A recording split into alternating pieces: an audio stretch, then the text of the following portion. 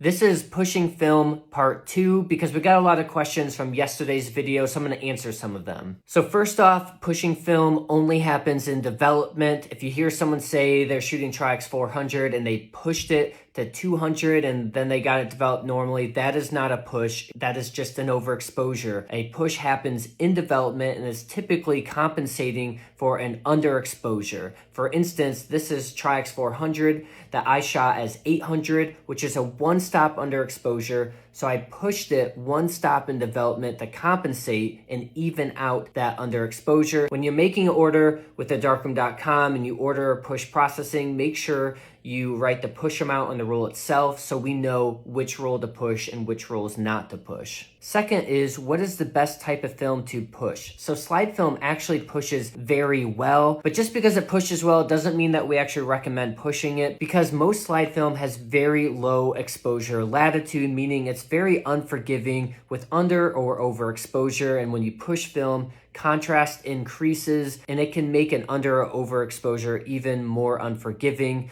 So we just recommend saving your slide film for beautiful, bright, sunny days, as it will perform best at box speed and good light. Second is color negative film. Some color negative film like CineStill 800T and other CineStill film is designed to be pushed up to 3 stops. Other color negative film like say Portra 400 can be pushed, but just know if you push color negative film, there will be color shifts that make it look different than what it normally looks like. So we only recommend pushing color negative film for creative reasons, because on top of the color shifts, you will see the normal increased contrast, loss of shadow detail, and more noticeable grain. Black and white film is most commonly pushed film, and that's because on the creative side, you get that increased contrast, more noticeable grain, and punchy tones. And if you like that, then pushing black and white film can be a great option for you, and it can look pretty good in low light. But again, if you have a higher ISO film like T-Max P3200 or Delta 3200, we recommend just shooting your higher ISO film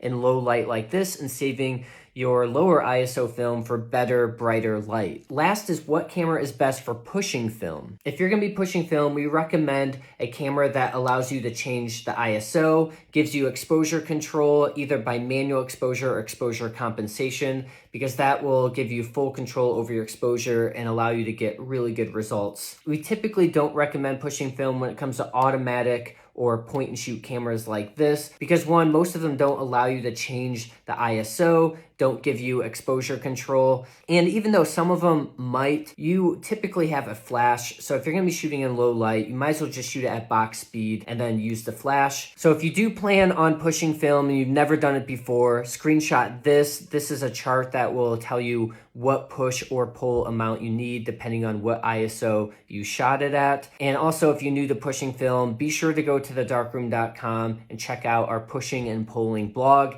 which goes into even more in-depth information with a lot of photo examples of what you might expect for pushing and pulling. And again, if you have any other questions, let me know in the comments below.